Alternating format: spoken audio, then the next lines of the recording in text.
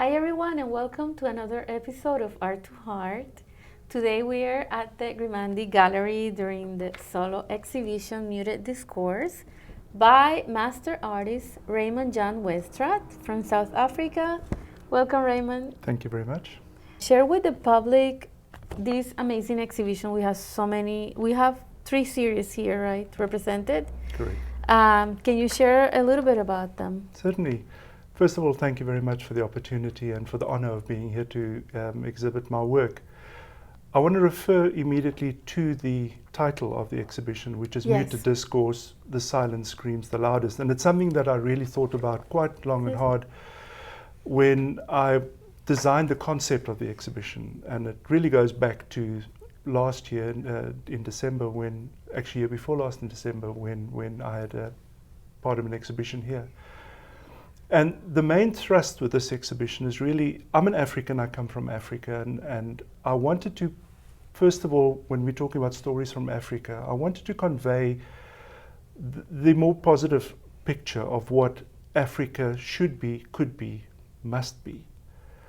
So the stories from Africa is broken up into 2 sections of exhibition, really, which is the children, the young little ones, and then I have the women from Africa who work and get on with things. And again, it's a portrait of women captured from behind again. Like in most of my work, once you put a face to something, it becomes a portrait. When you capture somebody from behind, it's a situation as opposed to an individual. So all the work that I've done except the children, refers to situations pertaining to back home. So I'll briefly touch on those 2 elements before I talk about the Via ranges. It started with the Via ranges, the Via Mortis, the Via Vitae ranges, but I soon developed, almost call it an appetite or a palate for the colourful works, because Africa is a very colourful place. And I think it was important for me to convey that image, that portrait, if you want, of what is happening in Africa. Not the negativity, not the elements that we don't really want to discuss. It's more about those successful stories, those people, and all the works in that range is women working and either going home or going to their workplace. And that is what Africa is about. It's about providing, it's about nurturing.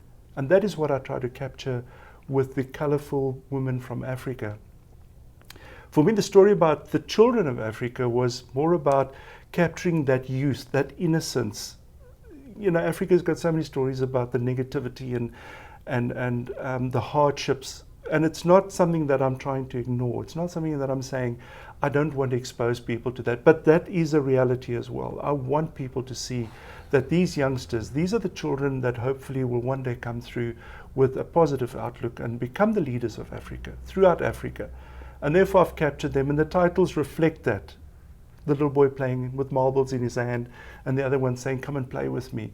It's a much more playful approach, because they are children after all, and children should have that opportunity of being playful, of enjoying life, as opposed to what we really see out there. There is one exception to that, which says the world is looking on. And that is a work that touched me very deeply. Just the whole approach to this boy sitting there, abandoned. It's not a macabre work, but it's hopefully something that will reach out and touch people, because he's sitting there in his shirt, and his shirt is all the big corporations around the world emblazoned on his shirt. And those are the kind of corporations that you should be looking at to help people in that situation. And yet there he is abandoned. And I was very honored, I must be honest, that a poet, international poet, picked up on that, and she wrote a poem about that little boy's situation. And I was very touched by that, and it became a very special work for me. Although it's slightly darker than the others, it had a very powerful message to portray. And that's the one painting called The World Looks On, or The World's Just Looking On. The other works, the greys as we call them, is 2 distinctive body of works. And the one was quite intentional and deliberate, the Via Mortis, which is quite macabre when you think about it, but it's a reality. It's something that we all face, is our mortality in life. And it started with one figure and grew into a body of work celebrating life more than actually talking about death. Although the title is Via Mortis, the journey into death, it was the dignity associated with dying with grace, and yet it goes down to that last figure of the man lying on the ground, and it was intentional that he's the one facing you, like death stares you in the face, that kind of analogy. But it was important for me to portray that body of work in the way I did. It's really a reflection of my father's life, if you want to, because that's how I knew him. That's how, when he was a lot older than my mother, and when I got to know him, he wore the grey suit and the hat. He would have been 100 this year. And so that was my vision of him.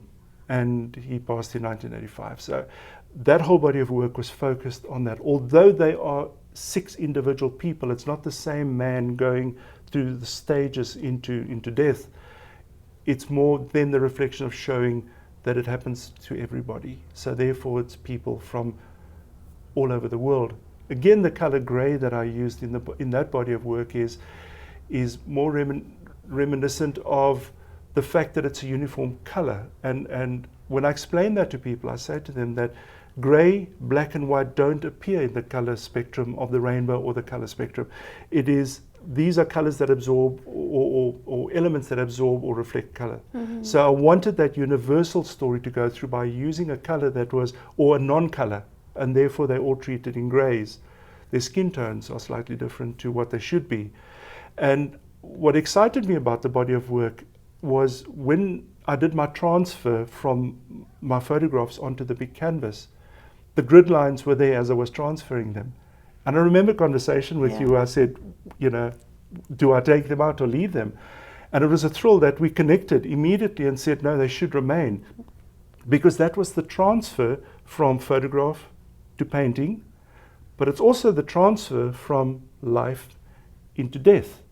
And there's that strong symbolism in that body of work. And therefore, when you look up close to the painting, you'll see grid lines, you'll see numbers as I've transferred them. And also it's part of a construction process.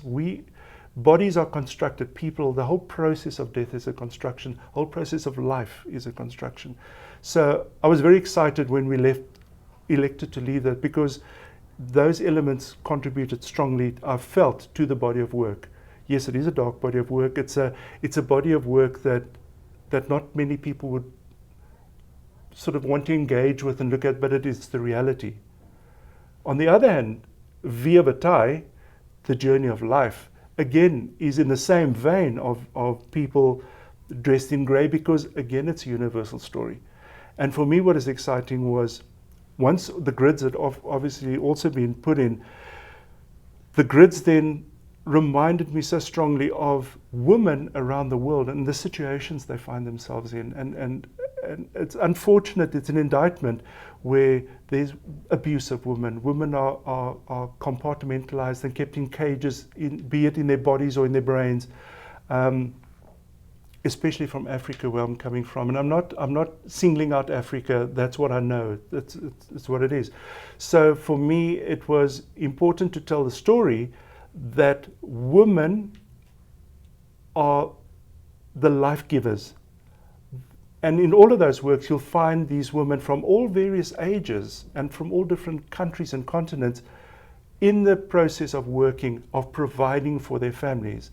And that was the message I tried to get across, was it doesn't matter how old women are, they just keep on providing for their families. And that's what I wanted to convey with that body of work. That's true. Well, I'm touched. I'm glad. Speechless. There are 3 different bodies of work here, but I think it's the common denominator is humanity. Yes. Right? That element that it's always present in your work, as opposed to, the architectural works that you also have and develop. I want to go back to the children and ask you, because I want to share this with the public. So you go around and you see these children. Are there real subjects that you found, that you've seen, or imaginary? They're all real children. Okay. And I think if it was just imaginary, it would have been a bit of a cop. I wouldn't have felt the same connection. When I start a series, like The Children, for example, I think about the process for quite a long time. And sometimes I just tend to stare into space, because that vision I have in my mind, or whatever I'm trying to convey, has to ferment. And it ferments in my brain. And once I have that narrative in my brain of what I want to convey, I find the subject matter. I don't find subject matter and sit down and say, well, what am I going to do with this? To me, it's important that every single thing that I do, that I put onto a canvas, be it a pencil line that I intentionally leave there, has to push the entire body of work, or else it's just a collection of rambling images, which I don't want to do. I want the observer, when they look at the work, to see a kind of a flow and to see a story. It's not just an individual collection of work, of images. There's got to be a strong, and that's why I always tell people, it's difficult for me to be here. It's my second visit to the gallery on this trip, and I want to talk to people. I want to tell people what it is. So the narrative that goes up with these stories needs to be, it needs to be versed almost. I remember with my wife Nikki, my daughter Gabby, they're all saying, so what is the story here? What's the story there? Because if people ask us at the exhibition, we must be able to talk on your behalf if you're busy with somebody else. And I found that very sweet. And I guess that's why it's so important for me, is that when you do work like this, which is a standalone piece, and you look at it and say, oh, that's a pretty child, or that's a wonderful image of a woman walking away, you've got to understand the layers. You referred to something once as peeling an onion. And that's what I want people to understand, is look beyond what you just see. If you know something is called via mortis and you understand what via mortis means, it then flows. If you just have a body of work on the wall and nobody tells you what the story is, there's always that chance of it falling flat. So with the children, for example, it's a collective, but they're individuals. They're from all over the world. And it's actually quite interesting, when we flew over here to New York for the exhibition, we landed in Accra in Ghana, and I've never been to Ghana. And one of these boys actually comes from Accra in Ghana.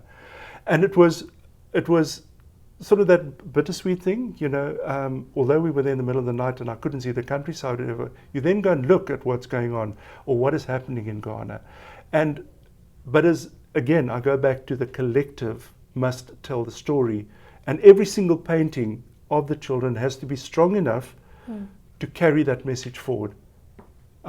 It's always a thrill for me when people send me a message and they've been somewhere, anywhere around the world, and one of my works is hanging there, that they would say, we walked in, we saw it on the wall, and we knew immediately it was a Raymond Weestradt. We didn't have to think about it, didn't have to see your name. And that's really what it's about, is people associating not just with me as an artist, but with the image, with the story I'm trying to tell. I always say to people, I'm an author, I'm a poet. I have one snapshot to tell the story for the whole book to be exposed. And if I don't get it right, the book fails. So when I put that image out there, it's like in the beginning, or once upon a time, ... And you, as the observer, must then make up that story yourself in the narrative that I'm trying to tell. It's going to leave you feeling excited, sad, disinvested. It doesn't matter, but at least it's the beginning of the story that I'm trying to tell. And there's so many stories behind each one of your works. There is, because it feeds my soul as well. It's important for me, when I create a work, to get joy out of it. It's no use just sitting there and just churning out painting after painting. I'm very, very invested in my work. Tell us the story behind the woman behind me. The lady from identify. Bolivia. I'm from South America, so Yes. that touches the heart. Well, in truth, a lot of this was inspired by your story, and being Colombian, although this lady's from Peru, or Bolivia at least. And I didn't know this, but Bolivian women are the shortest people in the world, which has got nothing to do with the painting. But when I looked at this, or thought about this concept, there was a lot of talk about Bolivia going through a very difficult time politically, but also economically and socially. And these people are mountain people in Bolivia. They live in the mountains. They dress in these incredibly beautiful colors. And they are the ones at the moment who are protesting the hardest, because there are big moves in Bolivia to go and frack. Now, I don't want to make this a political statement. It's not a political statement, but that's one of the elements. And the only reason why we are close to that is because where we live in South Africa, they want to introduce fracking now. And that's a story on its own. So this is a lady who's come from Bolivia, and she's approached this building. And this building is really representative of the developed countries, the people who technically should be able to make a difference. And it's not going to make a difference. The first thing that's notable for me is the fact that there is no reflection of her image in the glass, because this is all glass in this building. And even her gait, the way she's walking and looking slightly, not knowing where to go, because she's approaching this building, but there's no door. There's glass, but no obvious evidence for her to be able to go inside and state her case. And therefore, in a way, I guess it's maybe a sad indictment of situations around the world where corporations just go and ride shot over people, irrespective of what they stand for or their heritage. It could be as much or as grave as deforestation in parts of Bolivia, where it's happening and is real at the moment. When you look at how much of a rainforest is disappearing around the world in a second, it is frightening. And although this is maybe seen as a negative painting, I didn't intend it to be a negative painting, but I certainly wanted to raise awareness about not only Bolivia, but all other developing countries who are faced in a similar situation as we see here. I'm very close to this picture. I took quite a while to develop it. Even the texture on the painting, I went and I changed the surface of the painting to be more granular. So if you look up real close, you'll find that the paint looks almost chalky. That was all intentional. So yes, I wanted to tell the story, and it's a topical story at the moment, and I don't know where it's going to end. But maybe somebody will look at it and say, I understand where we're going in this whole process of, let's call it protest art if you wish. Yeah. I think it's, the way I call it is artivism. Yes. It's artivism, and that's, the award that we presented to you, because I think it's the best way to get to the hearts of people right now and to send that message of awareness of everything that's happening. Yeah. And it's an image captures much more than 1,000 words. Hence the second part of my title, the silence screams the loudest. Yes. Because when you engage with a painting, Yes. there's no sound. Exactly. And yet when you look at it, it should be hitting you in the head. Exactly. And that's really what I try and achieve Yeah. with my art. Well, tell us about yourself, and when you're back home, how's your routine? Well, when I get back home, I have some commissions lined up that I have to finish for clients, which I'm very grateful for. Awesome, yeah. I've spent these last couple of weeks in the US thinking about a concept, almost an extenuation or an extension of the work that's here at the moment. I'm not saying that I'm moving away from architecture. I still have a huge following of people who love my work, and I will continue because that is food for the soul. But certainly there's something that I've been thinking about now for a couple of days, and all I can say to you at this stage that I've got a rough script in my head of the title, which will be Anticipation, and where that leads the viewer and myself down the road. But the challenge that you laid down to me a while ago, very subliminally, about figurative work, has stuck. And I think you can get so much more communicated to people when they associate with a situation that they are in. And you can only do that by capturing a person. be it a face, a body movement, or whatever. So that's certainly something I'll be doing. I am going to try and scale down on the number of works I produced. But you can't say that to an artist, because once you're in the groove and you start working, you just want to put it all out there, especially when the narrative's complete. And you don't want to deviate from that because the story needs to be told. And I think that's what's exciting about what I've learned from you, from the gallery, since our association, is you said to me once, if you don't ask, you don't get. And that's how I transferred that into my art. If you don't put it out there, don't question it. Just do it. Some people are not going to like it, and that's fine. You're not going to like, not everybody's going to like your work. And that's fine by me. I've grown beyond that. Yes. So I'm excited about this body of work. It is in the fermentation process in my head, but it's going to be exciting. I'm not marketing myself here. I don't have to market myself to you. I think you know me. But I am excited about that body of work that's coming out. And it's the events happening this year, keep on saying next year, this year, that's going to be very exciting. For example, going to Florence, and being associated with a group of artists back in South Africa that have been identified by our government to go and tell the story of art in South Africa. And I'm very, very honored to be associated with that. So at this stage, we don't know how many exhibitions will be out there. I've heard Chicago, I've heard New York, London. But we'll see. Exciting. It is very exciting, yeah. Exciting. Well, I look forward to seeing your next body of works. I'm intrigued. Watch the space. Yes. Well, thank you so much for your time. I know you're traveling, but I kind of wanted to capture and share with the audience. Wonderful. So thank you. Thanks everyone for watching. You're looking right now at Raymond's website. You can go visit his work, enjoy his other series of works. And thanks again, and stay tuned for the next Art2Heart. And don't forget, stay inspired.